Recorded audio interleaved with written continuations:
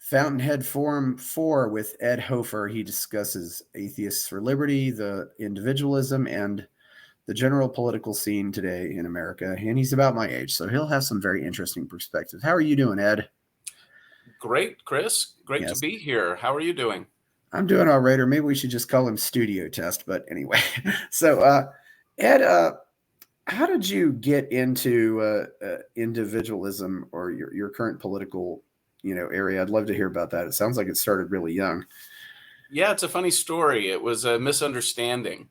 When I was 6 and they were teaching us how to read, I'd already taught myself how to read in kindergarten. And we read the first paragraph of George Washington's farewell address, just a little clip from history. And the rest of the text was right there. So because I was an avid reader already, I read the whole thing. And down in the text there, Washington warned us about going to parties. And as a 6-year-old, I was concerned about my cake and ice cream. And I was like, I don't know if I want to like this George Washington guy if he's going to be against cake. And as I got older, I was disabused of my misunderstanding. I learned that he was talking about political parties and how they have practically nothing in common with birthday parties, except there's generally a lot of screaming and yelling going on. So I still remembered his suggestion, his advice, his warning. And as I got older, I looked for reasons why he was right. Why did he have that opinion? And why has everyone completely ignored him? And I learned very quickly that essentially when you join a party, you give up some of your autonomy. No matter how good the party is, you're expected to act in some kind of coordination with that party. And that gets in the way of your individualism. So despite the fact that my background was very Republican, I never joined the Republican Party. And I was always a little leery of candidates. I've never enjoyed watching political debates or political speeches for that matter. It always sounded really fake and contrived to me. So when I started voting, I was voting Republican because I clearly didn't like the Democrats. I didn't like the Republicans very much either. I'd just been taught that it was my civic duty to vote.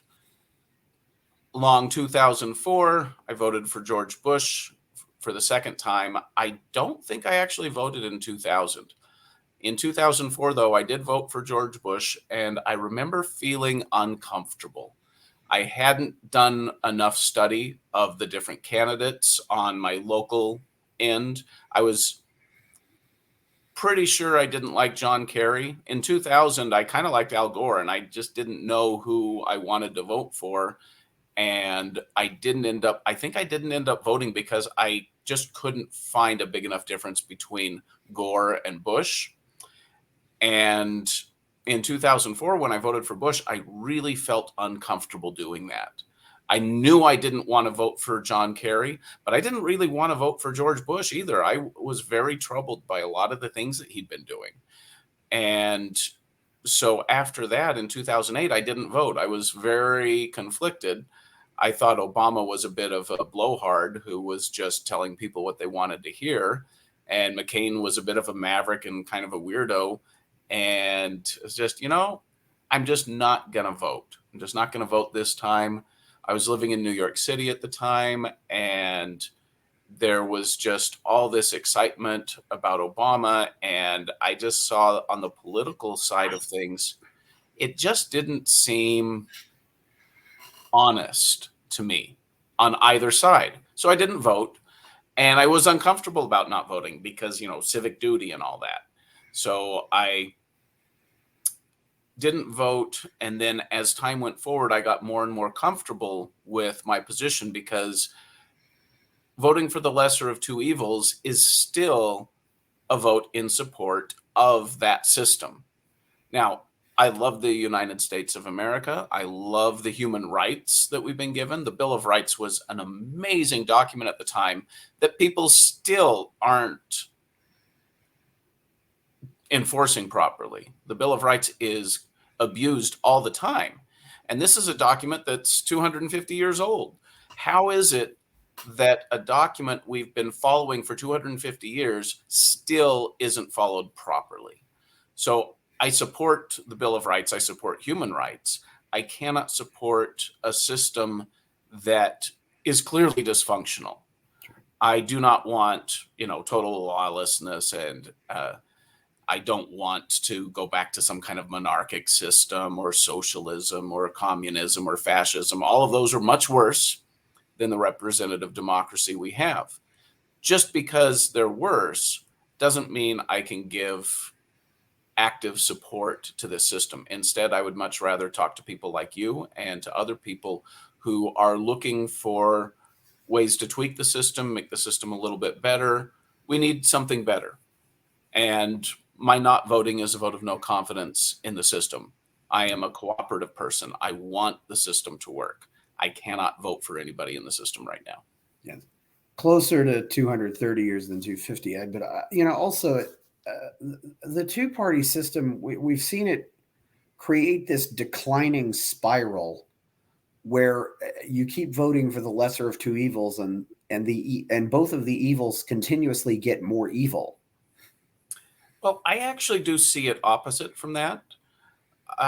Yes, the amount of power the government keeps collecting gets greater and greater every cycle. The interesting thing about the United States system, though, is that the total power of the individual is growing faster than the total power of government. My favorite examples for this, one of them is when Saddam Hussein was executed, the strongest, most competent military the world has ever seen was not able to stop the soldiers from taking pictures and getting it out on the internet. So everybody in the world has seen Saddam Hussein's execution, and our tier 1 A1 military leadership wasn't able to stop the grunts from snapping a picture and sharing it. The second one that's more telling, I believe, is a comparison between JFK and Bill Clinton. JFK is known to have consorted with mobsters. He had lots of affairs, and it's personal life as far as the affairs are concerned. Consorting with organized criminals, I don't like that idea at all for a political officer. And during some of his parties, he would smoke pot in the White House and get high while he's having sex with a group of showgirls and make jokes about launching nukes on Russia. And people knew that that's what he was doing. Everybody knew. Now, maybe they didn't know all the details, but they knew what he was up to, and they didn't care. Bill Clinton, on the other hand, couldn't have one very discreet affair in the White House without getting in very serious trouble. So Bill Clinton had far more absolute power than JFK, but relative power, he had much less. So he had a bigger budget, bigger military. Everything was better for Bill Clinton, except for the fact that people he was ruling were vastly more powerful and better informed than the people under JFK. And so the relative amount of power was lower. And it's getting even more difficult for politicians to get what they want today. And as a result, people are abandoning both of the major parties, and you're seeing a lot of disaffection with everybody. Presidents can't get good approval numbers anymore. I don't know that it's possible for a president to break 50% approval anymore, unless it's like immediately after some kind of disaster. But then as soon as the disaster fades into memory, poll numbers are going to drop. People just don't like populists anymore. Yeah, I mean that's true. I mean, no president has come close to the popularity of Reagan. Yeah, well, JFK is who I would use, because JFK was more popular than even Reagan. So it's just been a down spiral of popularity, and as politicians lose popularity, they lose control, they lose power. Neither of us were alive though, too, and sometimes I wonder. There's always a tendency to overrate people who die under tragic circumstances. Oh yes, you get there is a moral need to not speak ill of the dead. And I believe there's a good social function for that. It's if you die protecting the country or protecting children or something, it's like your payment for giving your life is people stop talking bad about you. Nobody says anything bad about you because you gave your life to do your job. It's And interesting too. We went 59 years without having a president die in office. I mean, that's by far the longest period we've had. Yeah, that's pretty impressive. And actually, no, maybe. Well, actually, we didn't lose the first one until 1841, but that's really been a long streak, though. Yeah. Well, that wasn't quite as long, but yeah, So anyway, that's not necessarily. yeah, assassinations are much more rare these days. Well, And I would also say disease. and I would also say that incompetent leadership is much more rare. Today, the worst people we have on the planet would include Putin and Xi and whichever Kim is in charge of North Korea right now. And none of them comes even close to anything that we saw in World War II. And I think that's a result of improved information technology and Possibly. also generally healthier populations, because when you're sick as a child, that impairs your intelligence. Mhm. And when we have put enormous downward pressure on childhood illnesses, that means the populations are more intelligent and harder to fool and more productive, less angry. People who have lead poisoning have their IQ damaged and they're much more angry. And I would suspect that other things like the really scourgy childhood diseases, measles, mumps, rubella, smallpox, all of those things, if you got those and survived, you probably had a much more bleak outlook on life, and your IQ was lower, and you were much more willing to demand harsh responses in a crisis. So getting rid of all those childhood diseases, or at least tamping them way, way down, has probably led to a more intelligent, more educated, more forgiving population on the planet at large. Yeah, and I mean, even up until 1950, it wasn't uncommon for a mom and dad to lose at least one child. Yes, yes. Yeah, The decline in infant mortality has led to a massive rise in the helicopter parents, because parents are now waiting longer to have children because they don't have to have 6 to make sure that 2 survive, or they don't have to have 4 to make sure that 3 survive. So people are only having 1 or 2 children now, and they're waiting longer. And then they're much more paranoid about anything happening to those kids. Safer than ever, more paranoid than ever. Because if you got 10 kids, it's like, okay, one of them's going to die. I'm not going to lose it every time something weird happens. But now you've only got 1. It's like, but what if something happens? So people are more paranoid because they have fewer kids. maybe so, but I had an aunt. I had an aunt. I think who was very protective because she lost her first child. It's hard to say, and Yeah. And her first child had a heart valve complication. Went to Johns Hopkins for open heart surgery, and this was back in the 50s when they did not do open heart surgery on kids. But anyway, that's not that important. But so yeah, who was this teacher who was showing you George Washington's farewell address in the first grade? I mean, I'm thinking, is that first? I mean, I'm thinking she would have given you The Cat in the Hat or Green Eggs and Ham, but this was 1977 in Barstow, California, and in first grade, they actually threw a lot of material at us that we couldn't handle in order to see how much we could handle. I remember one of the first reading tests that I was given was way beyond my ability, and I was way ahead of most of the class, if not all of the class. And they gave us tests that were beyond our ability. I remember being a little traumatized at the low score because I thought I was a good reader. And I knew I was better than all these other kids in the class because they couldn't read at all. And I was already reading. I was already acting independently of the teacher. and I got such a bad score on the test, I thought I had done something horribly wrong. So I suspect it was just they were giving us difficult material just to see how well we could cope with it. So I think that's what was going on. I didn't really have a very high opinion of my kindergarten teachers or my first grade teachers. And then in second grade, I had a teacher yell at me for learning things that they weren't teaching us yet. And at that point, I realized that there was something wrong with her. And I wasn't able to put together the connection that there was not really something wrong with her. There was something wrong with the system. The Yeah. teacher herself, she was probably fine. She was simply following the rules. Yeah. And it was a system. So by the time I hit third grade, I had lost all trust in teachers. And I was just doing my own thing. Well, I think there's also an ego thing, and you're basically saying to your teachers, I don't need you. And it's like, oh my God, they don't need us. I mean, this is why I fully endorse unschooling for the gifted kids.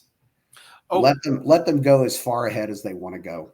on that, I have an interesting story. So I have a goddaughter, and when she was 9, she sent me a text at 1 a.m. I was already asleep.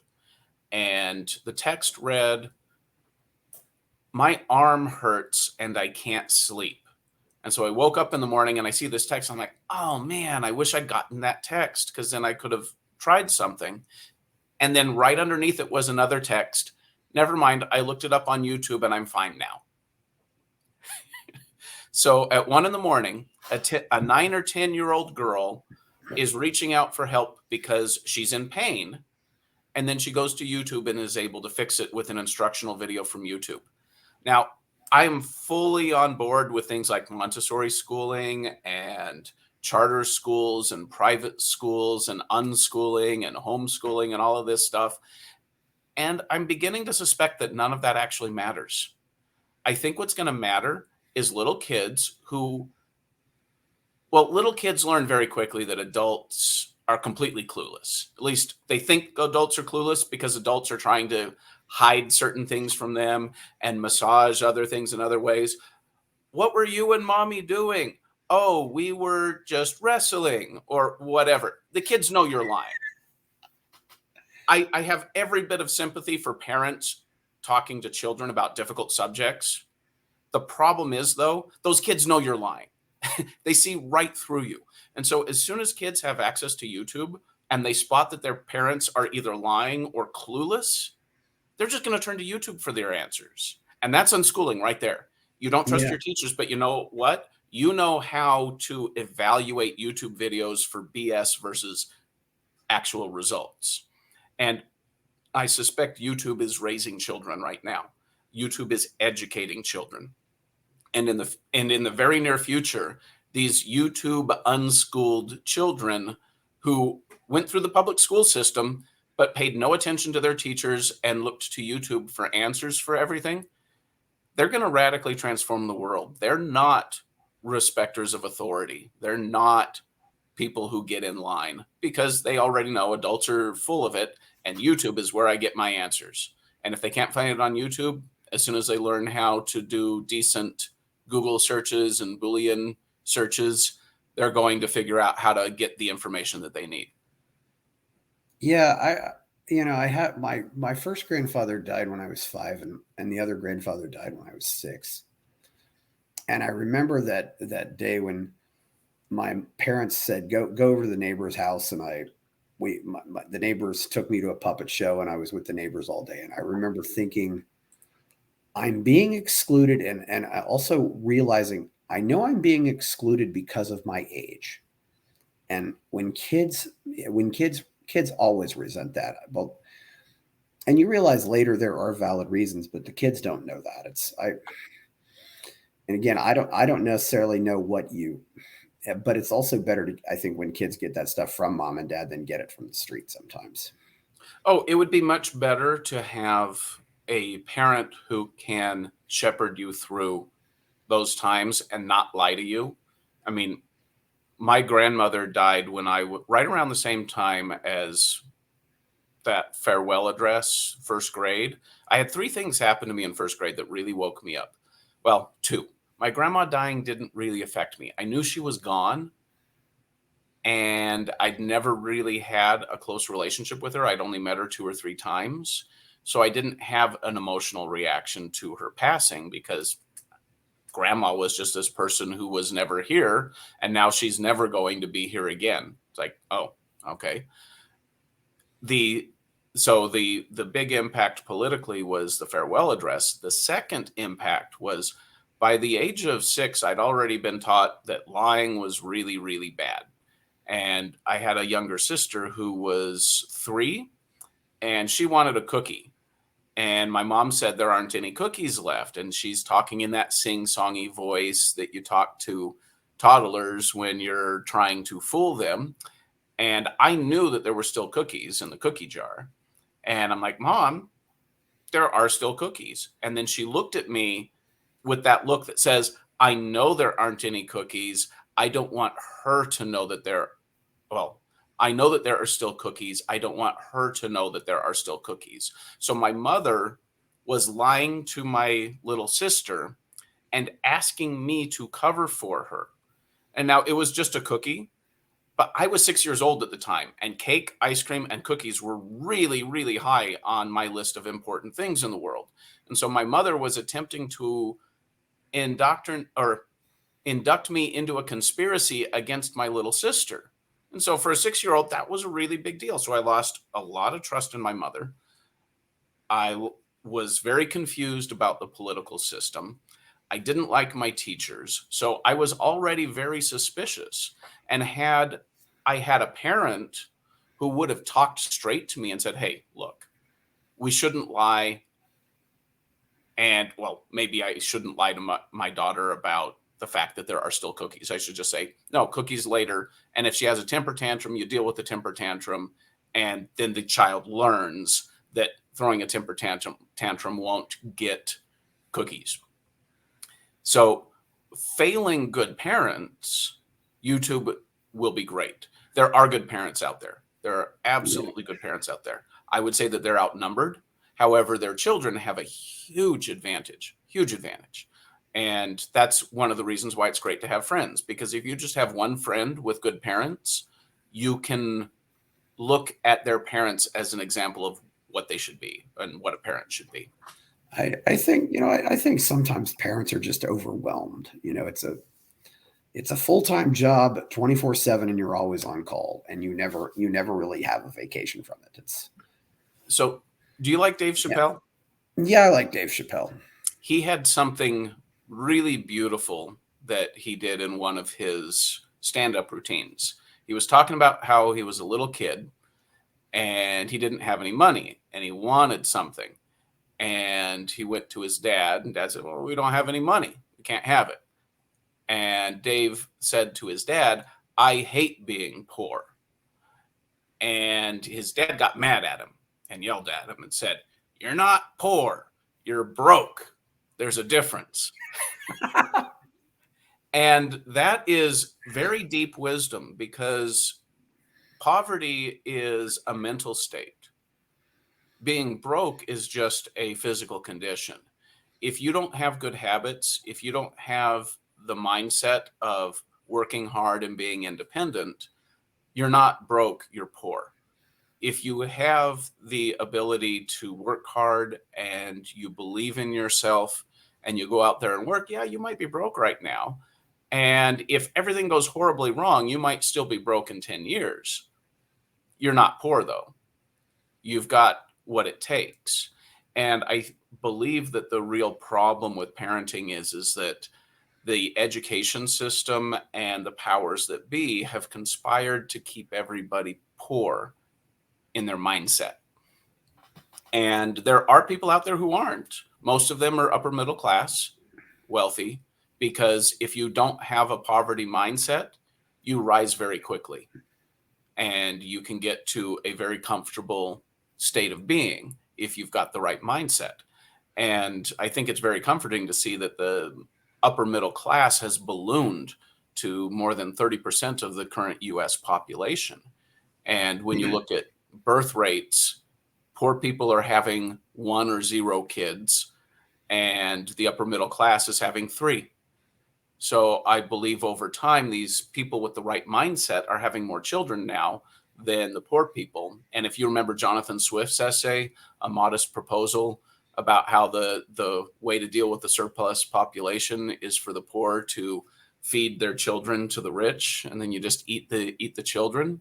It was a satirical essay pointing out that all of these good ideas are a bunch of bumpkus. But now I believe that we're finally getting the world to a point where people who have the means and the right will are having more children, and people who don't have the means can opt out of having too many children. It's not like poor people want to have 6 kids. They're smart, and if you give them control over reproduction, they have 0 or 1, because life is hard for them, and adding too many children to it makes it very, very difficult. Yes. So I believe within the next 60 years, we're going to see poverty as we know it disappear from the United States, and most of the country will be upper middle class. I mean, we're already close to 50%. I do hope that, yeah, that's certainly a positive thing. I mean, although Americans, if you've not left America though, you don't know what poverty looks like, and we still do have some of these places in the world where they are having a lot of kids, but where they're still so far back. But maybe hopefully that will advance in the future. But uh, you've been involved with Larry Sharp's campaign, right? Yes, I have. I'm more on the edges of his campaign. I am helping Larry write his first book. I'm a big fan of Larry Sharp. I like him as a person. And as a result, as an individual, I support Larry Sharp as an individual. And I would love to see him get political successes. I've helped a little bit on the campaign, but not enough to say that I'm part of the campaign. Oh, where did you first learn about Larry? How did you first get involved with Larry's work? I learned about Larry through Dennis Consorti. I met Dennis online, and we just had a lot in common. There was nothing, it's not like we became best friends or anything. We just knew each other, and we were connected to each other. We would occasionally reach out to each other for advice. And eventually he asked me if I could help him out with a writing project, and he paid me for it. So I've continued to work with Dennis, not for the money, but because the projects that he gives me are educational for me. I learn more about writing. I learn more about the topics at hand. Working on some of Dennis's projects with him helped me finally break my insomnia, which I've had my entire life. And it's still not completely gone, but I'm very confident that within the next few years, insomnia will not be a problem for me at all. So after knowing Dennis for a year or two, he asked me if I wouldn't mind helping somebody write a book. And he introduced me to Larry Sharp. I hadn't heard of him before. And the more I found out about Larry, the more I liked him. And I'm now pretty good friends with Larry Sharp. Who's Dennis Consorti? Dennis Consorti is a New Yorker who is currently Larry Sharp's campaign manager on his current campaign for governor of New York. Yes. So, and this is Larry. How many times has Larry run for governor as a libertarian? 2. This is his second attempt. And Larry also has his Sharp Reality podcast and a few other things. I mean, I think Larry's one of the better ambassadors for the Libertarian Party out there today. Have you always been involved? What's been your history with the Libertarian Party? Well, my original exposure to it was as a teenager. And when I found out that there was a group of people dedicated to the individual, I thought that was kind of absurd. It's like, I'm an individual, so I'm going to go join this group. I'm an extreme individualist, so I'm going to go join a group over here.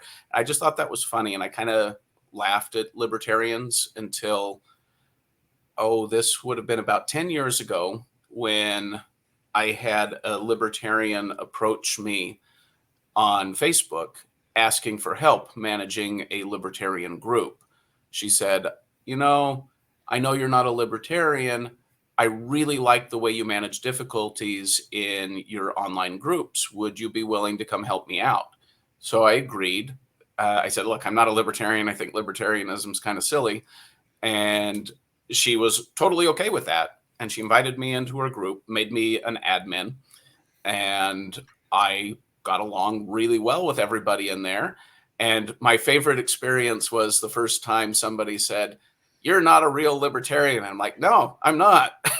I'm just here because I like some of you people, but no, I am absolutely not a libertarian." And I'm like, "Oh, okay." And so I didn't get thrown out. They didn't mock me for being different, blah, blah, blah, blah, blah. So I was like, okay, this is a whole lot better than the Republicans and the Democrats and every other group I've ever seen out there. Now, that's still not saying much. Libertarians are still very crazy. They're just a little less crazy than the other politically motivated people out there. So after that, I became a lot more sympathetic to libertarianism. I stopped making fun of libertarians. Not that I was ever really hardcore going after them. It was always, why would you join a group if you're an individualist? Was my go-to joke, and that's where I generally left it. And since then, I've made a lot of friends with anarchists and libertarians. And really, the big thing for me happened when I realized that philosophical anarchy is not about a world with no rules and no hierarchies. It's about no government control. You can still have private rules, and you can still have social rules and cultural rules. You just don't need a government enforcing all of that. And I know there are a lot of arguments about how anarchy couldn't work because it would be a power vacuum and the biggest gorilla on the block would just come over and stomp on you. And those are very legitimate concerns. Philosophically, I approve of the idea of anarchism. And regardless of whether we can ever have pure anarchy or not, the more we move away from government control of our lives, the better, as long as we can do it in a stable way. And I would say that the United States has been an experiment in giving more power to the people and taking more power away from the government. Now, for the last 100 years, it seems it's difficult to see whether we're actually progressing in that direction or if we're backsliding. That's a long, complicated question. Generally speaking, though, I'm now much more sympathetic to libertarians and anarchists. I make a lot less fun of everybody politically. I don't crack jokes at Republicans or Democrats or libertarians or Greens.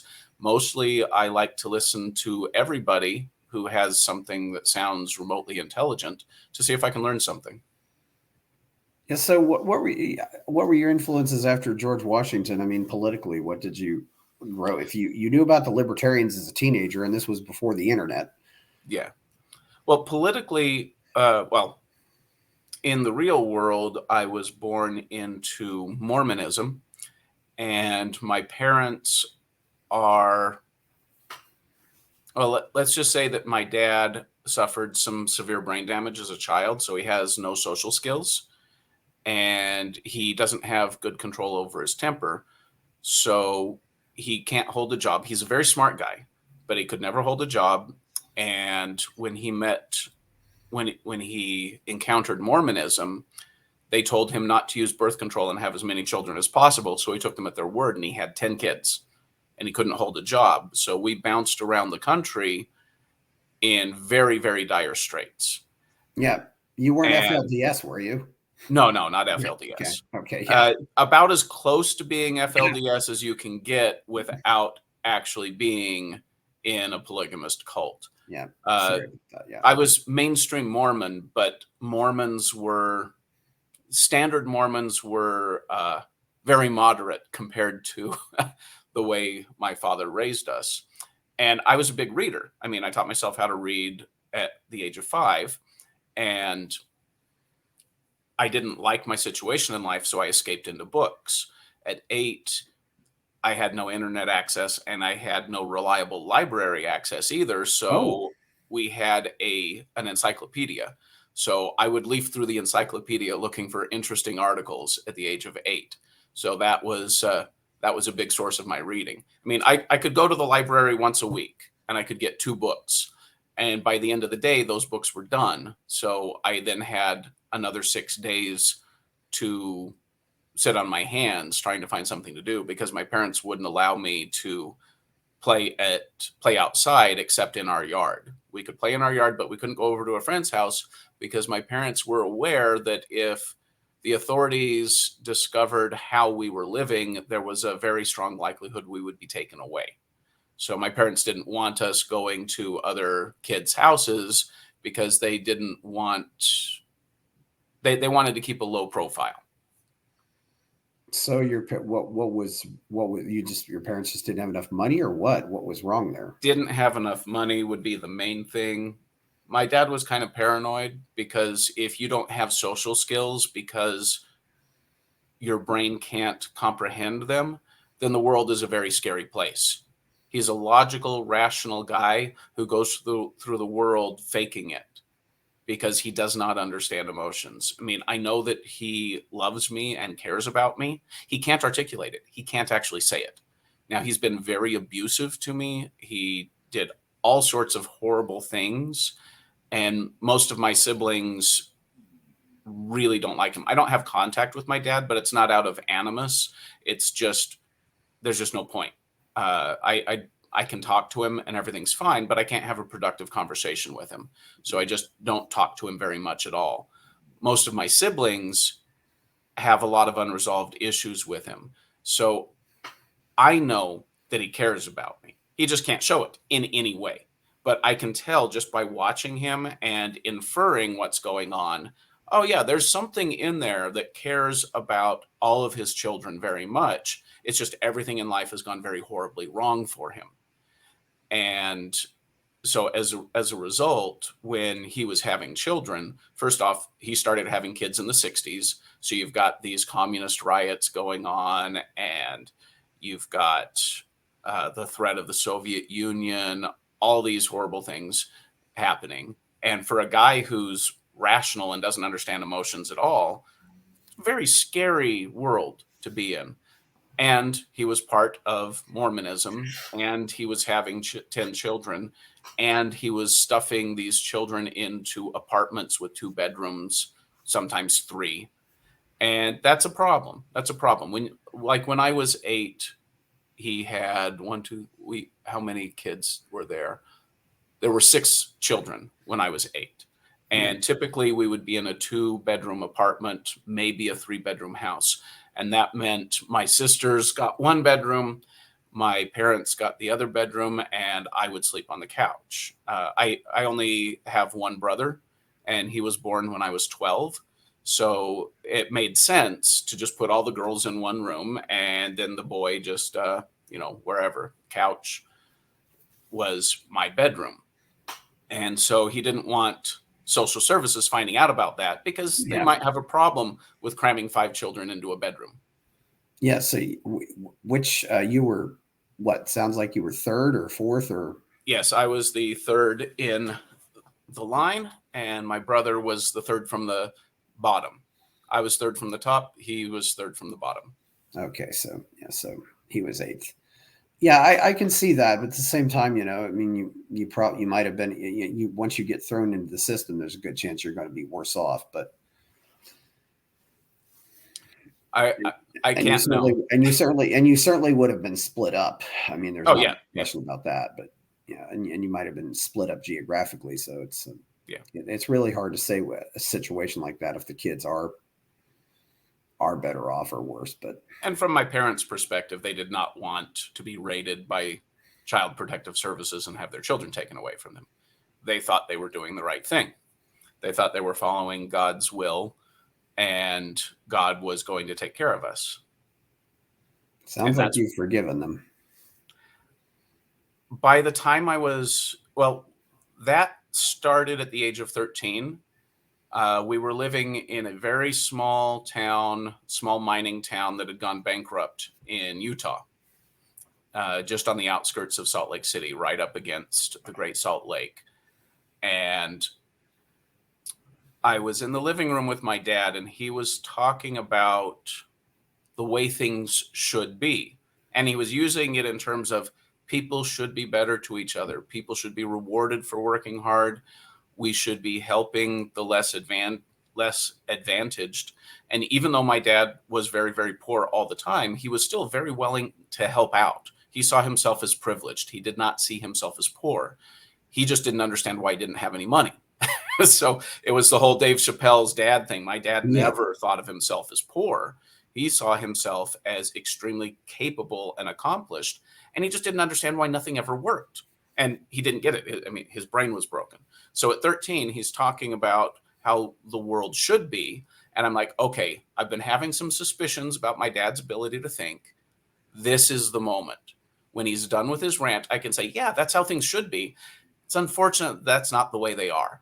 And what I was hoping was I would say, yeah, I would just say that. And then he would chuckle and we would share a bonding moment. And then I'd be reassured that my dad wasn't completely nuts. When I got to the point where I said, yeah, but that's not how things are, he threw a temper tantrum and he was stomping his feet, clenching his fists, and acting like a 2-year-old having a temper tantrum. And he got these white flecks on his lips and spittle was flying. And I'd never seen somebody froth at the mouth before until, I mean, I'm 13 and my dad is throwing a temper tantrum in front of me because I understand the world better than he does. And he doesn't know that I understand it better than him. It's just he's confronted with this problem that he's never been able to get past because something broke in here. And so at that point, I was like, okay, my dad is crazy. I need to do the exact opposite of my dad because he is completely wrong. And 3 years later, at 16, I'm wondering, things aren't working out as well as I thought they would when I began rebelling against my dad, who is clearly off the reservation. He is completely loco. And then I got this thought, what if our direction in life is like a compass? And I assumed that my dad was 180 degrees the wrong direction. And so I just needed to do a 180 on dad and I'd be better off. What if the compass is just broken and the needle has been spun? I can't do the exact opposite of my dad because the exact opposite is still the wrong direction. And I was like, oh, I really hope that that's not the answer because that's a lot of work. That means I have to evaluate every single question. And just the heavy weight of that felt so familiar. I was like, uh-oh, I think I just found the answer. So at 16, I realized rebelling against my parents was not going to help and that every single situation would require careful study and decision. And from that point on, I knew that I needed to work through my issues with my parents. And it's taken decades. I mean, do I still have issues with them? Absolutely. Sure. Do I still get frustrated at things that happened to me when I was growing up? Yes. Starting at 16, I realized it wasn't my parents' fault. And so I have been sometimes more actively, sometimes less actively working my way through my feelings towards my parents. And so now I don't hold anything against them because all I have to do is ask myself, could I realistically expect them to have behaved any way differently? And even as a teenager, before I graduated from high school, I'd realized that my parents were doing the best that they could with what they had. And it was just abysmally awful. And a big part of that was because they were following the advice of the Mormon church to have as many children as possible. You take somebody who's got a broken brain and you tell him to have as many kids as possible, and then he does that. I mean, if it hadn't been for Mormonism, my dad might have only had 2 children. I might not have been born, maybe 3 children. Maybe he would have stopped with me. Who knows? But maybe his life wouldn't have been as difficult. True. No. Yeah. What were there any other influences you had back then? I mean, you knew about libertarian. I mean, did you know about Ron Paul in 1988? No. Did you know about David Bergland or any other thinkers you read? Or nope. I knew about John Stossel. He was on 2020. Yes, and I really liked him. He wasn't a libertarian yet. He was still a lefty. But I really liked John Stossel in the 80s, partly because he had a different way of speaking. I didn't realize he doesn't know how to speak. It's really, really funny. John Stossel has risen to the top of an industry that's all about talking, and he cannot talk. He cannot talk, and he doesn't know how to speak. That's right. I seem to remember him talking about stuttering once. Yeah, he sings. he sings his presentations, and he sings them in an almost monotone, but he's actually singing. And when I found that out about him, oh man, it made me respect him so much more. Yeah. And I found out about that when I was a teenager. Yeah, Stossel's always fought the good fights. It's amazing he stays in the mainstream as long as he has. I don't know. Yeah, he's just that good. He's Yeah, just that good. And some of his quality is probably a result of the adversity that he had to go through. That's not an excuse to put people through adversity. I would say simply, though, that there are some people like John Stossel, when they run into adversity, they are transformed in a positive way. That does not happen to everybody. In fact, I would say with most people, they get crushed by their adversity, which makes people like John Stossel that much more amazing. Yeah, most certainly. So, what got you? When did you leave the church? Well, I had questions even as a teenager. I didn't have access to adequate information, and I really wanted religion to be true. I mean, it sounds great. You've got this all powerful, all loving, all knowing divine Father who is putting you through a test, but it's just a test. And at the end, everything's going to be okay as long as you get a decent score on your test. It's a great idea. So I really wanted it to be true, but I didn't have access to anything. So I ended up serving a Mormon mission at the age of 19. I went to Berlin, Germany in 1991, just 2 years after the wall fell. And I served for 2 years. I worked really hard, had a lot of difficulties with the other missionaries and with the leadership there, because I could see that a lot of what we were doing wasn't effective and was actually counterproductive to our goal. And I didn't understand that the primary goal of missionary work is actually to indoctrinate the missionaries deeper and make sure that they'll never leave. Like, when you're knocking on doors and bothering people, you're not making it easier for them to become Mormon. You're making it harder. If you want to convert Germans or Ethiopians or Chinese or anybody to Mormonism, instead of knocking on their doors and pestering them about, would you like to talk about Jesus? If instead you were doing more service projects and helping people and not constantly shoving religion down their throats, you'd make a lot more progress. You'd get a lot more converts, and you'd get a lot more independent thinking and a lot more people saying, hey, maybe this organization isn't what it purports to be. So I had a lot of problems with Mormonism before my mission. After my mission, I had even more. I just didn't know where else I could go. And after my mission, the internet was around, but it was brand new, 1994. There wasn't much going on the internet. It was mostly just low resolution cartoons and chat rooms filled with bots, which isn't that different from today, really. And for the next few years, I was very ambivalent about Mormonism. I was giving it my best shot, and I actually ended up staying until 2003, which after the fact, it was like, I should have left much earlier. But again, I didn't know where else to go. I didn't know what else to do with my life.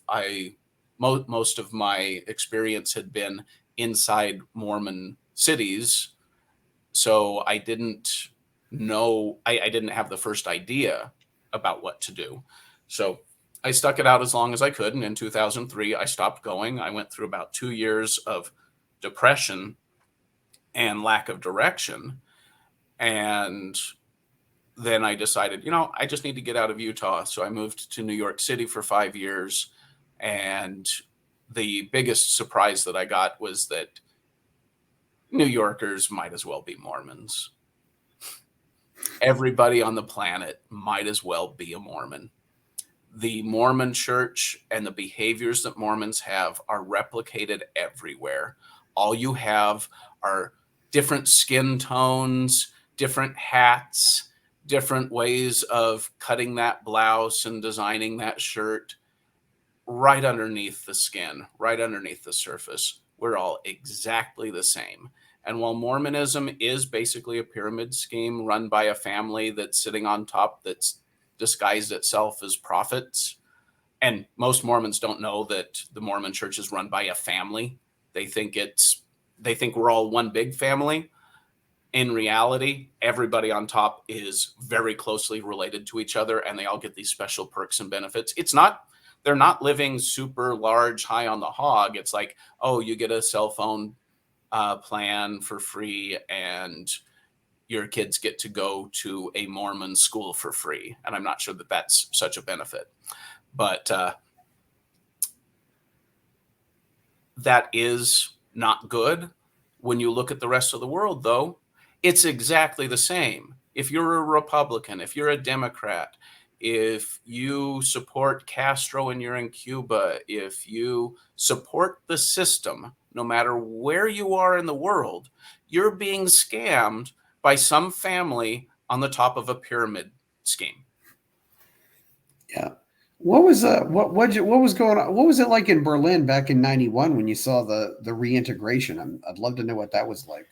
Do you want to hear a story that Yeah. sounds like it was written down instead of just actually happened? Sure. Yeah. When I landed, so I've always been a huge history buff. I mean, I had to read the encyclopedia for entertainment when I was 8. That kind of warps the mind a little bit. Yeah. I loved history.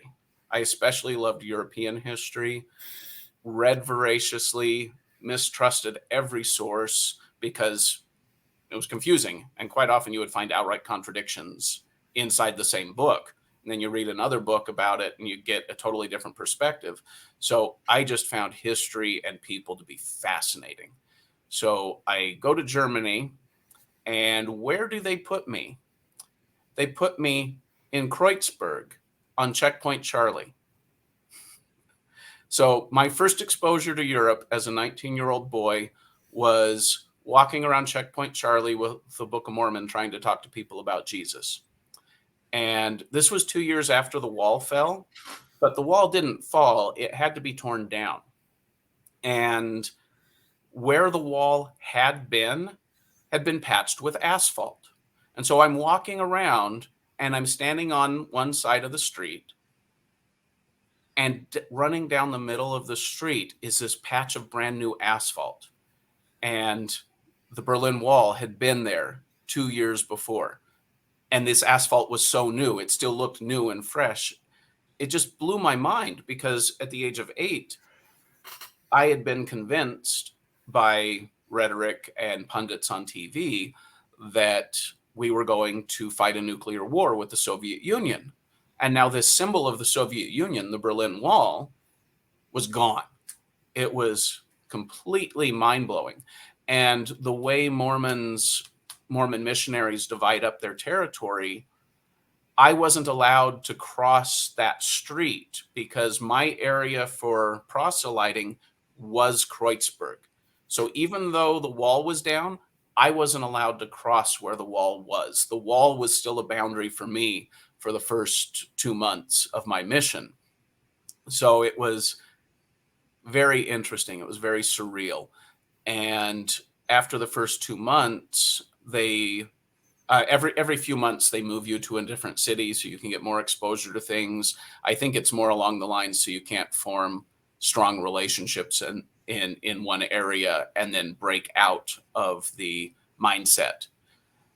So they moved me to the border of Poland in a small town called Schwedt an der Oder. And it was a communist town. I mean, they'd only been out of communism for 2 years, and everybody there was shell-shocked. The apartment across from mine, the guy had just gotten a VCR, and he had bought Conan the Barbarian, and he watched Conan the Barbarian with the volume all the way up almost every day.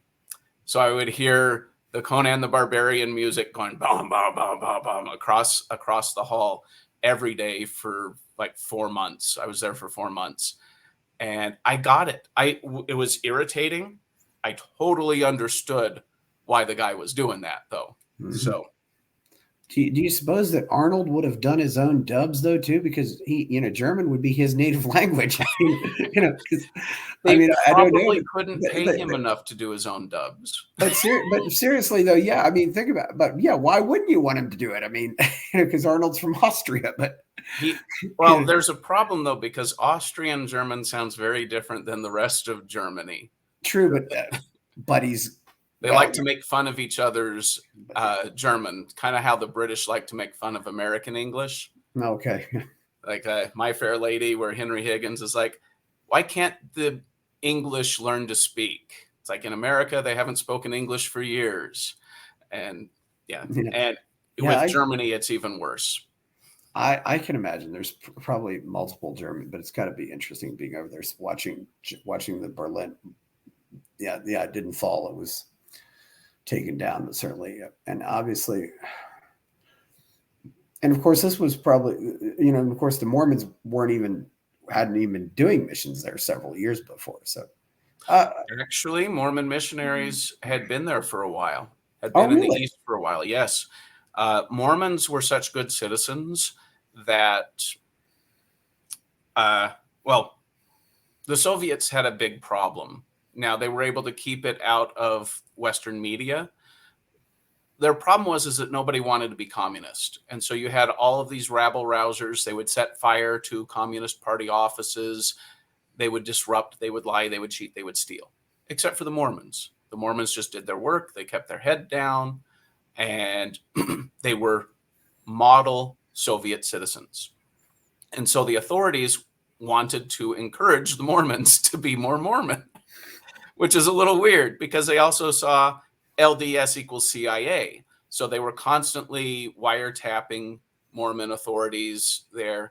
But at the same time, they were encouraging Mormons to continue being good citizens. And so the Mormons in Utah, the leadership in Utah, had very good relations with the leadership in East Germany, not so much in Moscow, but in Germany, they had very good relationships. And so at one point, the talks that the Mormons and the East German communists had was, well, what can we do to help you be more Mormon?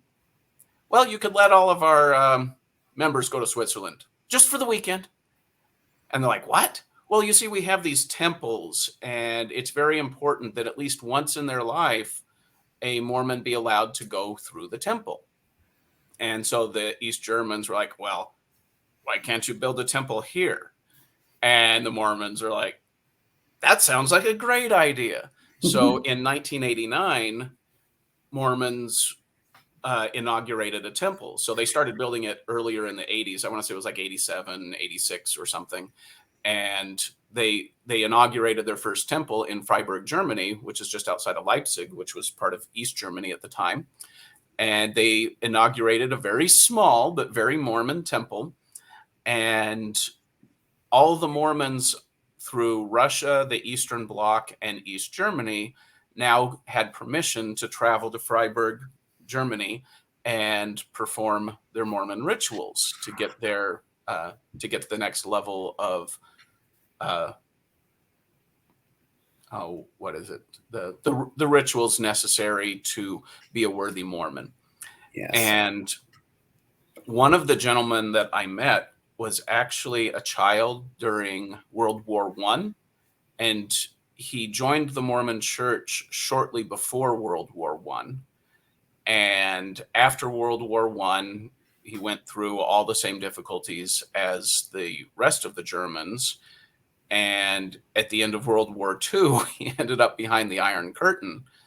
And he ended up being the liaison for the Mormon Church throughout the entire Eastern Bloc. So every 6 months, he would take a month and travel to all the Eastern Bloc countries to visit the Mormons behind the Iron Curtain. And he would be followed by secret police, and he would be brought into very cheesy, very stereotypical interrogation rooms with just that bare light bulb hanging down and people looming over you and threatening you. And they would wiretap when he was giving people blessings and saying prayers, and then they would play his prayers and blessings back to him and grill him on all of those things. He had the most amazing stories, and the most amazing thing was they were actually true. This guy did not know how to lie, and he didn't want to lie to anybody. He was a very honest, really upstanding guy. So just getting to meet Walter Krause was amazing. And he was a Mormon evangelist who traipsed through the Eastern Bloc for 40 years. It's like, that is stranger than fiction. So that was Yeah. an amazing experience. One thing else too, though, if you were in East Berlin and East and Germany right after the Berlin Wall came down, I can imagine that the architecture was absolutely hideous. I've heard that about the communist countries, that the buildings are just so ugly. And I was in Armenia a few months ago, and Armenia. The buildings hadn't changed. The buildings were so ugly. Well, the East Germans had the best buildings of the entire Eastern Bloc. Now, one of the main problems with Soviet construction was that in order to make good concrete, you need high heat. And because of the economic difficulties under communism, they made cement with the lowest amount of heat possible to actually get a decent set. So you had very low grade concrete, and then they would put together apartment buildings where one of the primary ways that they stuck things together was with tar. So you had concrete slabs held together mostly by tar. They would also be, bolted, but they used the bare minimum of rebar and reinforcement stuff. And that meant quite often you would have these apartment buildings collapse to the point where there was a West Germany punk band called Collapsing New Build. And New Build was the name of their apartments. They would call them Neubauten, which just translates as new builds. Yes. And so the band was Einstürzenden Neubauten, which is collapsing new builds. Yeah. Do men and women go on missions, or is it just men? It used to be primarily men. When I was a missionary, we had it was probably a 70-30, 70-40 split. 70-30 split is probably about right. So for every girl going on a mission, there were 3 or 4 boys going on missions. And when I went, the age was 19 for boys and 21 for girls. And so by the time girls were 21, most of the ones who wanted to serve missions were already married, because Mormons push getting married before you have sex. And, when you're 19, there's a very strong drive to have sex. So the girls were encouraged to get married. Most of them got married. Now boys go on a mission at 18, and that's causing problems all by itself, because 18-year-olds are a lot less mature than 19-year-olds. And the girls are allowed to go at 19. And so far more girls are going on missions now. The problem is Mormonism, the growth rate for Mormonism has stalled. It stalled about 20 years ago, and it's going even lower. It was down to about 1% for Mormonism for about 15, 20 years. And now, because of COVID, we're still not certain what's going on there, but the growth rate might actually have gone negative. So what that means is that for a Mormon family that has 5 children, 2.5 of those children leave the church before they're 20 years old. Oh, wow. And so that means that there are very few kids who can go on missions now. And the numbers are right around the point where Mormonism is about to go into decline. So they've made changes. Like, one of the big problems was kids would go off to college for a year, and then they would stop going to church. And so they moved the age from 19 down to 18 so that they could get the kids straight out of high school, so they didn't get a year of college first. And that, of course, creates new problems. And then they sent the girls out at 19. So now you've got a new problem, because you have much less mature kids going out and getting kind of traumatized by everything that they're running into out in the real world as proselyters.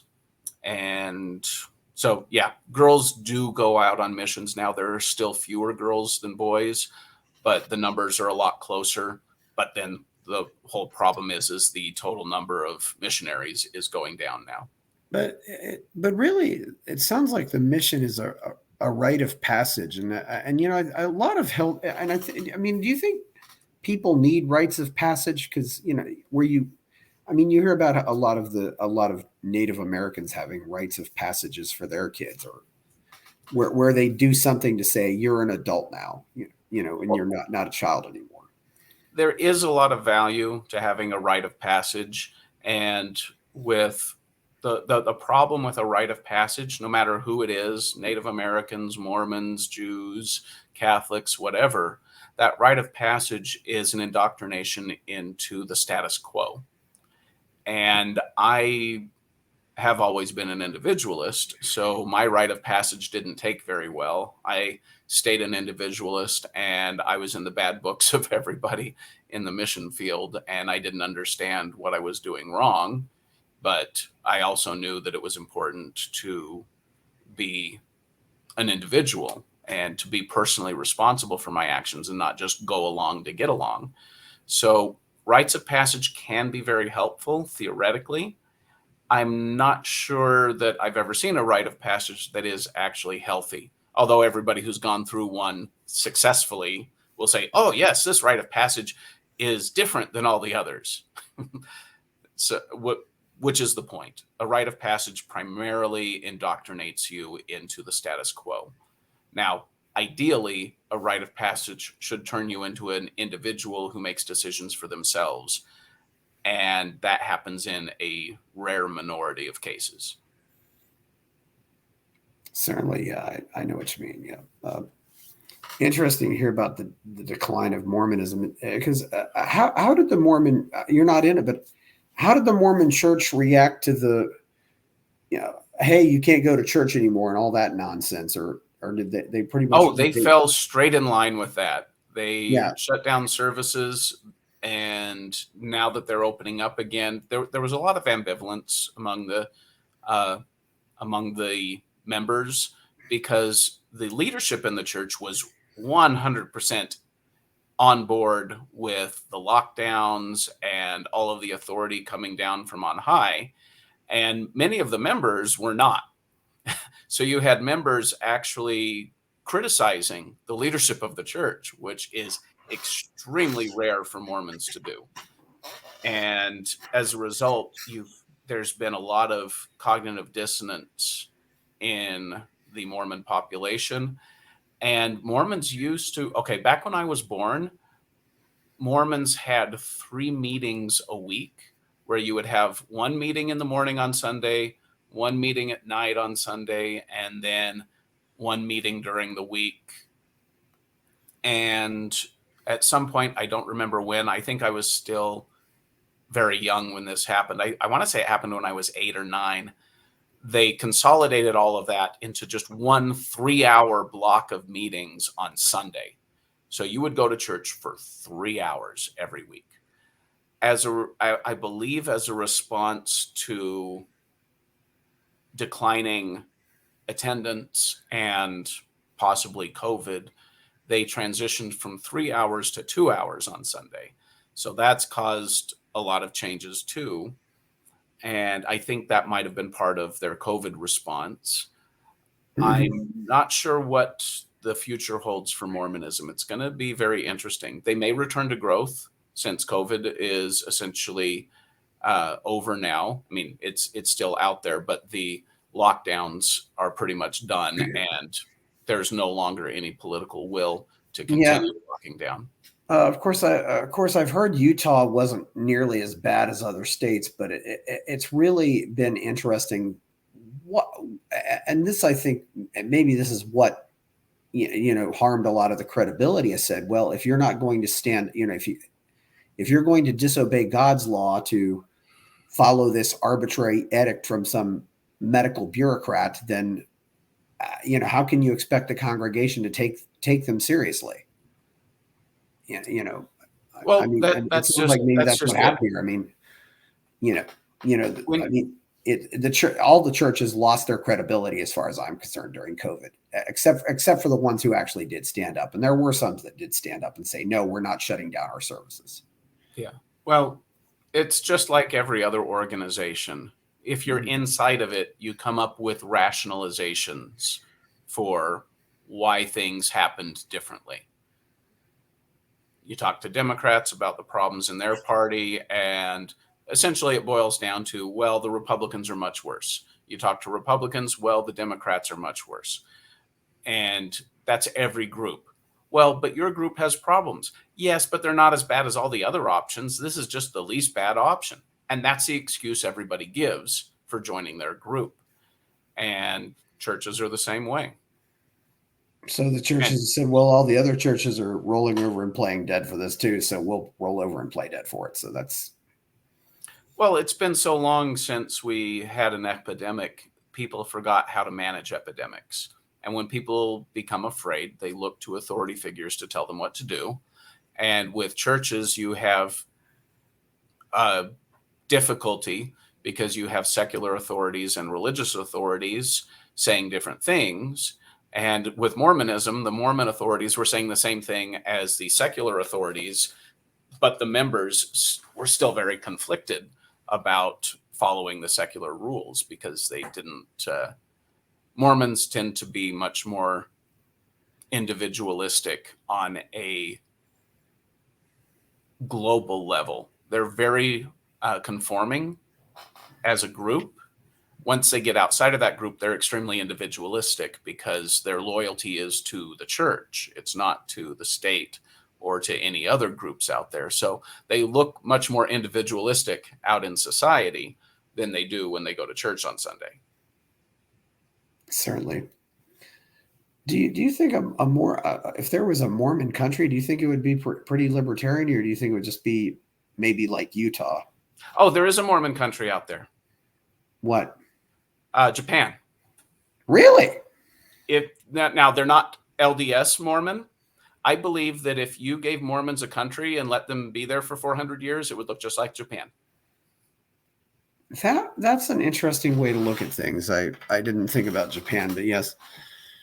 It's a religious cult where the supreme leader is seen as equivalent with God. That was the Japanese empire. Now, Japan is in transition, at least so they say. My understanding is that culturally, the Japanese haven't changed much since World War II. They simply changed their allegiance from the emperor. And so now they're kind of like a cult without a figurehead on top. And to their credit, and to MacArthur's dubious credit, he got them to worship human rights. He put in a constitution or whatever and said, you need to follow these democratic values. That's your new leader. And so now they're lockstep following. It's still pretty opaque to me culturally what the Japanese are up to. I have a great deal of respect and love for them. They're amazing people.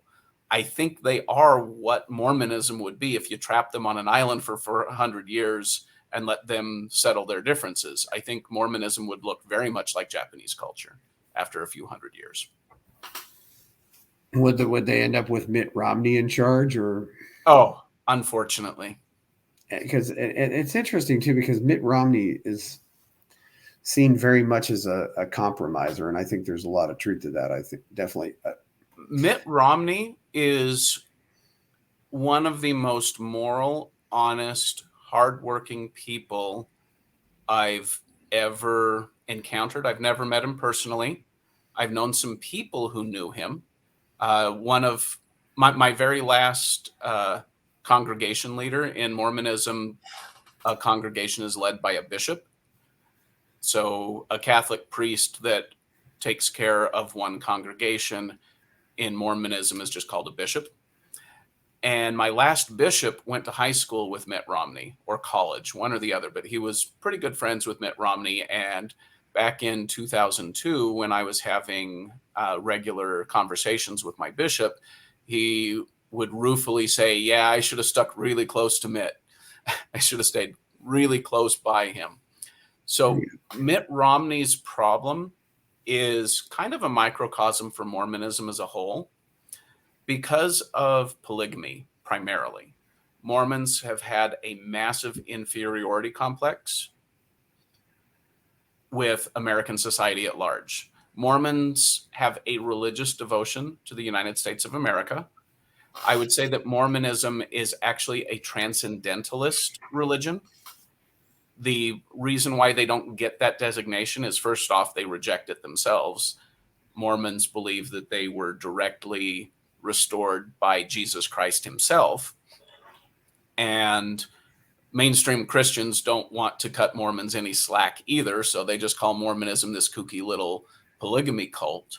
If you look at Joseph Smith, he was cutting his teeth about the same time as Ralph Waldo Emerson and the Transcendentalists. Yes. And when you examine Transcendentalism, there's a lot in common with Mormonism. So I believe that Joseph Smith started a Transcendentalist religion. And Mitt Romney, and because of the polygamy, because of the no coffee, because of the no alcohol, no tobacco, all of that, that estranged Mormons from mainstream society. So there's an inferiority complex. The mascot at BYU is named Cosmopolitan because Mormons want to fit in, but they want to be different. And that just creates cognitive dissonance in your head. And Mitt Romney came from a polygamist family. His grandfather, I want to say, was a polygamist down in Mexico. And there is a Romney clan of polygamists in Mexico. So, yeah. And his father was governor of Michigan, I want to say. Well, yeah. And so he's very deeply enmeshed in this whole cosmopolitan cognitive dissonance that Mormons have. And he's a hardworking, honest, clean, straight up gentleman. He's probably the kind of guy that if you knew him personally, you would implicitly trust him with your life. And he deserves that.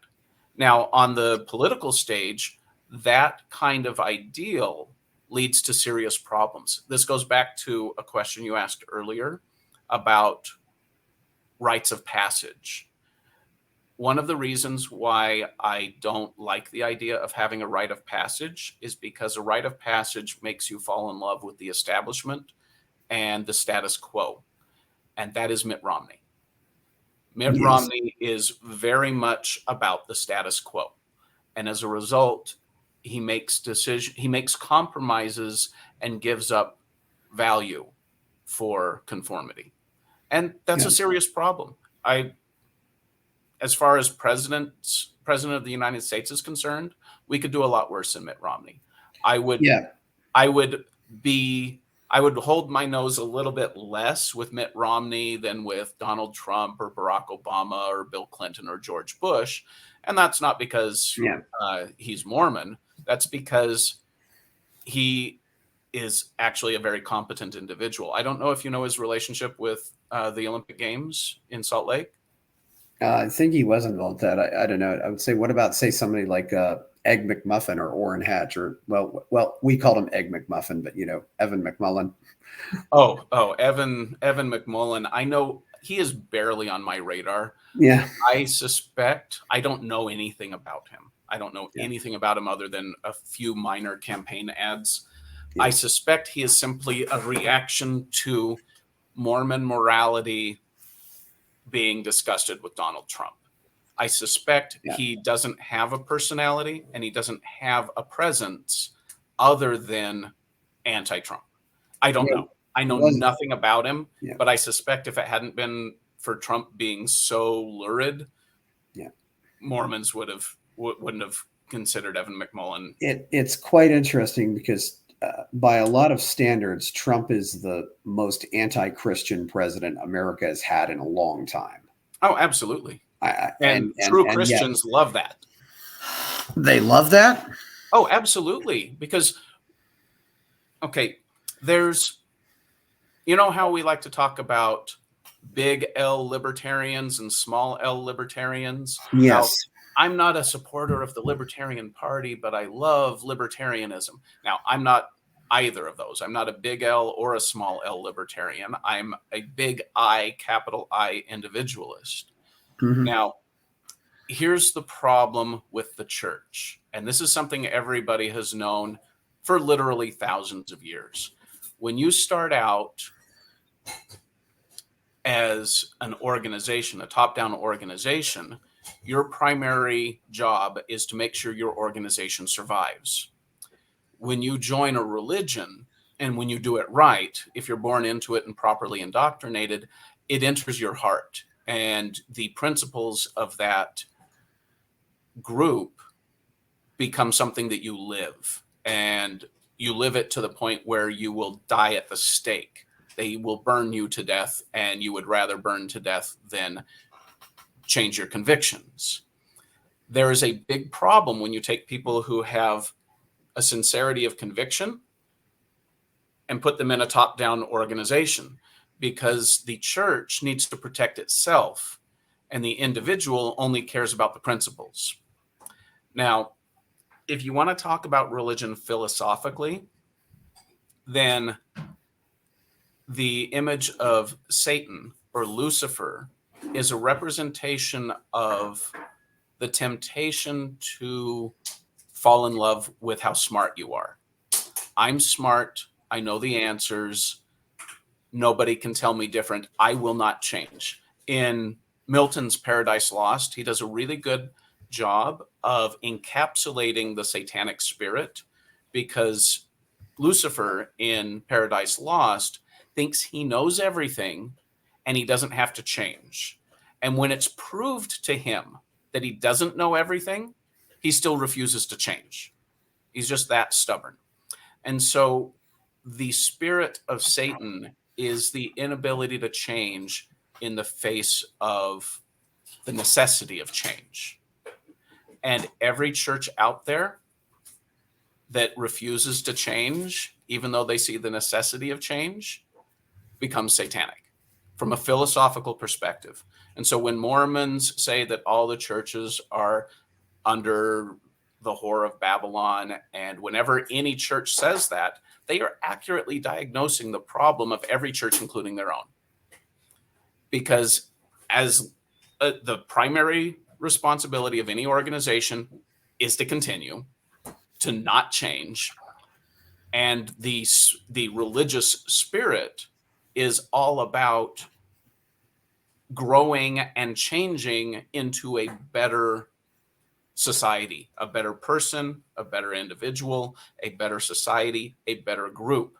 And every group resists that change. So every group that has any kind of long-term stability is by necessity satanic from a philosophical perspective. They're so in love with who they are and what they have that even in the face of truth, they will reject the truth in order to maintain power.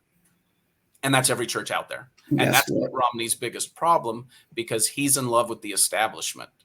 As soon as you go through a rite of passage, that rite of passage is of necessity an unwillingness to change in the face of truth. True, and that's interesting too. That is an interesting take, though, on the whole thing. And you know, organizations, and you get that point with political organizations where you start an organization and your goal is to accomplish something, but then the goal becomes the survival of the organization. Even though you're not a member, how do you think this applies to? How do you think this might apply to the Libertarian Party and what's happened with it recently, or in the last, but I mean, you've been involved with Larry Sharpe, so you obviously know some things that are going on, but maybe not that much. I've been peripherally involved watching the Mises Caucus take over the Libertarian Party, and I have some sympathies for the Mises Caucus. I don't agree with them in a lot of areas, and see, my take on religion and politics is very similar. I believe that there are important fundamentals that are necessary and required for life. There are certain things about politics that we need to be involved with and engaged with. And I also believe that explicit membership in a church organization is unhealthy. And I believe that explicit membership in a political organization is unhealthy. The problem is that people want to belong to groups. They want to feel like they understand the landscape around them. And so I believe that the Mises Caucus taking over the Libertarian Party is a rejuvenation step. I would love to see something like that happen to the Democrats and to the Republicans. That would be great. So what I believe is going on in the Libertarian Party is they have strong, good values, and the organization gets in the way of those values expressing themselves. So every time there's some kind of a revolution in any party, it's usually going to lead to a good thing, because I consider the parties all to be pathological. So any revolution, any change is a good thing when you've got cancer. Yeah. So with libertarianism specifically, I think I've talked about this with you before. If you look at the party platform that was put down in 1971, and you look at the party platforms of the Democrats and the Republicans in 1971, and then you look at the state of the United States today, sure, some things have absolutely gotten worse. Of the three parties, though, the Libertarians have made more progress towards their goals. And those goals are still consistently the goals of the Libertarian Party. 1971 Republicans and Democrats do not resemble 2022 Republicans and Democrats. 2022 Libertarians are almost identical with 1971 Libertarians. Yeah. The one thing, though, too, that was interesting was when all the COVID stuff came out. And really, COVID was like a batter seeing a knuckleball for the first time. Yes. And the batter's like, what's that pitch? Why's the ball doing those funny things? And it seemed, and people who I think were more fundamental understood this is wrong. Don't do this. But the Libertarian part, if it went to some of Joe and Spike's rallies in 2020, like I did, you couldn't have told that you if you'd shown up from a time machine at either of their rallies, you wouldn't have known it was 2020. It could have been 1992 or 2008, just as easily. And I think I don't think the Reno reset happens without the coronavirus insanity. I really don't. It definitely probably wouldn't happen for me. Now I'm only one person, but we have to fight the same battles over and over again. There's this idea that every time there is a social revolution, that the rules don't apply anymore. Yeah. And you see this every few decades, if not every generation, you see a new movement come up and say, everything's different now. Yeah. We don't have to follow the old rules. And then you learn the lessons that explain, okay, some of the rules have changed a little bit, but most of the rules you still have to follow. Yeah, like Charlie Manson, for instance, thought you didn't have to follow the rules of not murdering your neighbors. And, he learned the hard way. And there are revolutionary movements that are, he wanted to be a revolutionary leader, is what Charlie Manson wanted. Yeah. And when you see Che Guevara and Charlie Manson and Jim Jones and all of these other people who wanted political revolution, they learned very quickly that those rules haven't changed. You just don't go around killing people. That's not a long-term success strategy today. Have you ever read that Strauss-Howe generational theory stuff, Fourth Turning? Do you know what I'm talking about? Yes, I've looked at it a little bit, and I believe that is a holdover from the classical world of the Golden Age cycle, where one of the ways that, if I'm remembering the Strauss model properly, it's very similar to this idea where good times create soft men create hard times create good men, strong men. Yeah, well, and that's a bunch of bunk. It's total bupkis. It doesn't work that way. Yeah, because we don't live in a top-down world. When you're talking about, good times create weak men. Well, good times for whom? For the individual? Mm-hmm. Where are these good times? Go show me 1 year in the last 250 years where people would say, yeah, this is a pretty good year. 1 year. Can you name 1 year off the top of your head where people would say, hey, yeah, this was good? Yeah, certainly. I know what Nobody can do that. You go back in time to those years and they would say the world is on the edge of catastrophe. So we can Yes. look back in time and say, oh, the 60s were so good because we had hippies and free love and Yes. communists threatening to nuke the entire planet, Oh, yes. And just and like, Vietnam and all sorts of horrible things going on. yes. Yeah, overpopulation and famine heading Yes. and 3 Mile Island and all these horrible things happening. So this whole golden age thing is applied retroactively. The reality is the golden age cycle does actually exist. It's just a little different. Right now is the golden age. Yes. Well, You, how many times have we been told that this is the most important election in our lifetime? So, it is. we hear that every 4 years. It really is. And it's so important. You should not vote. It's so important. No, and I mean that seriously. I'm not being ironic or sarcastic here. The system is unhealthy. It has always been unhealthy. Now, the current system that we have right now is more healthy, in my opinion, than any system we've ever had. And 2022, under Biden, even with all of his screw ups, we are healthier than we've ever been. Now, there are some areas that are worse and some areas that are better. In aggregate, I believe we're better off. And you don't have to agree with me on that for me to make my point.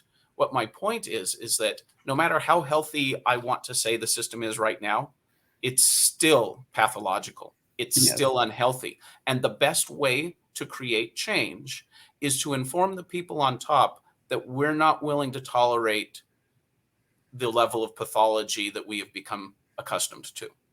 And if you don't vote, that tells them that we don't like what's going on. Here's a good example. Hillary Clinton is somebody who on the right is viewed as pretty close to the devil. Like, people like to talk about her assassinating people and being a closet communist and all sorts of really outlandish things. I believe Hillary Clinton is a pragmatist, and she will say whatever it takes to gain power. As a result, Hillary Clinton is a capitalist, and she took enormous damage for openly stating that she was a capitalist. And her star is now descending in the Democratic Party, in no small part due to her willingness to be a capitalist.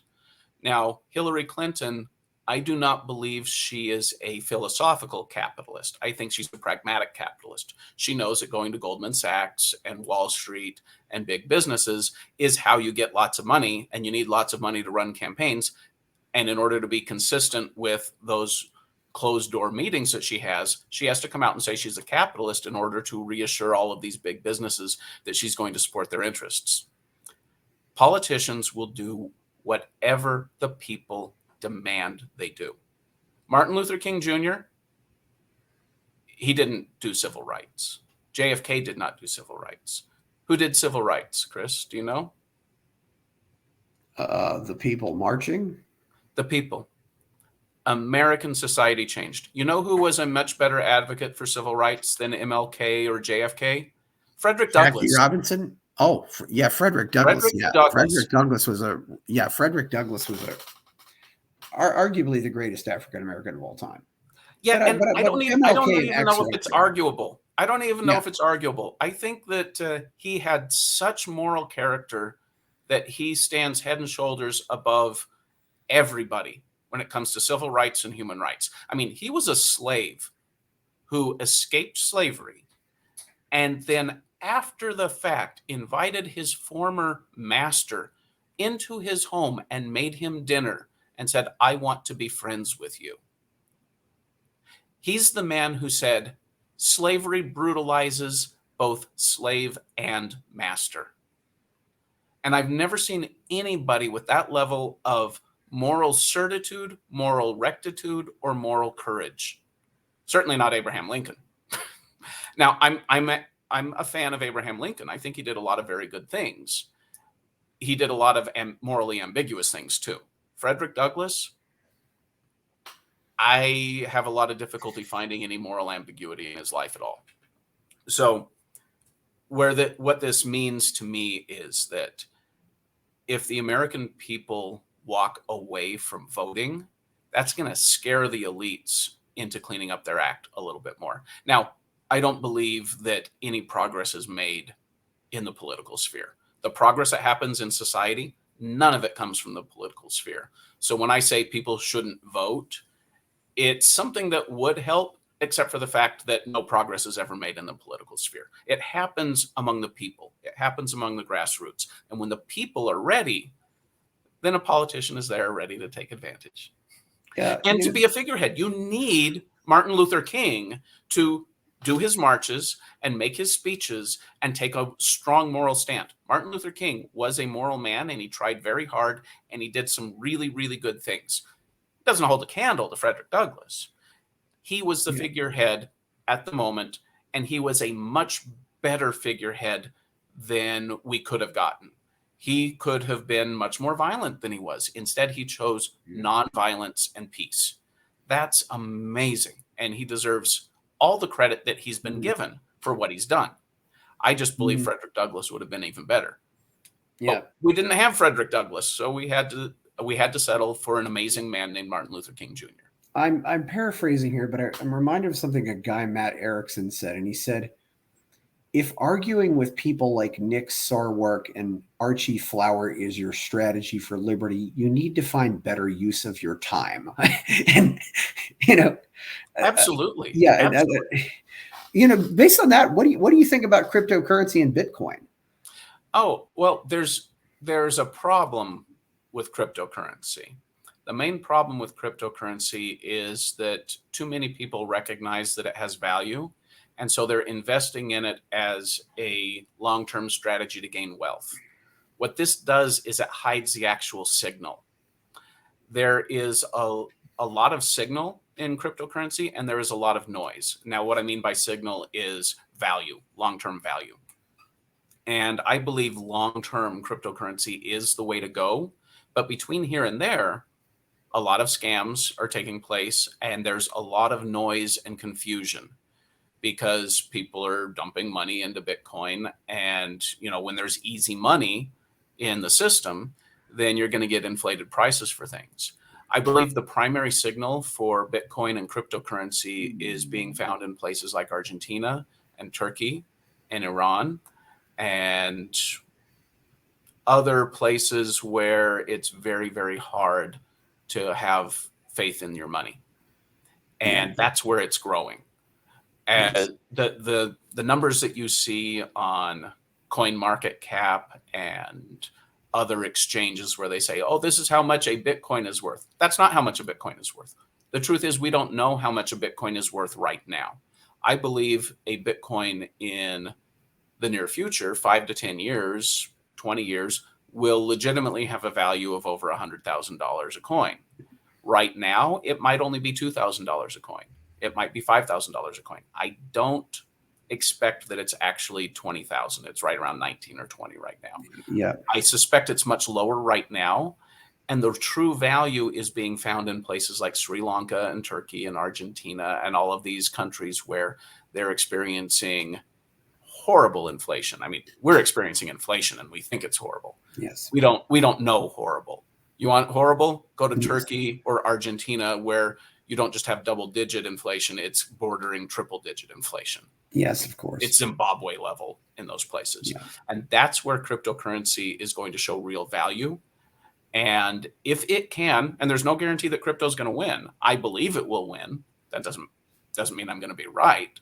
I believe it'll win, and I believe that it's going to show its value in those places when the Argentine dollar collapses. Or is it a peso down there? Argentine peso, yes. It is a peso. Yeah, any country that has a peso, their currency's crap. That's a general. Not because it's a peso. I think there are 8 good pesos and there are no good pesos out there. Keep that in mind. That's what I always tell people. Well, yes, the American dollar is a shit coin, but there are other coins that stink a whole lot worse than it does. But anyway, Ed, I think it's getting to be a good point to wrap up. You have anything else you want to say before we go? Oh no, this has been great. Yeah. I've really enjoyed this conversation, and if you want to do it again in the future, I Yeah. am certainly willing to find the time. Yeah, I certainly hope so. Yeah, I think we'll get some good people out there. And this is my fourth. Yeah, this is my fourth show. So, and I want to also have a very diverse group of people. I don't know if I'm going to do one this long, but we'll see. I'm gonna figure it out. So, okay, yeah. So, anything you want to say for the end, or? I have really enjoyed talking to you, Chris. It's been a learning experience for me. Thank you. Thank you very much too, Ed. We're both involved with a good group there called Atheists for Liberty, and it's atheistsforliberty.com. Is that right? Or .org. Atheistsforliberty.org. And there's some good people there. If you want an atheist group that's non-woke, it's a good group of people to get involved with. I have a novel out there called Escape from the Village, so go buy that, and we will see you on the next show sometime. So thank you very much, and have a good day. Bye, Chris. Bye-bye.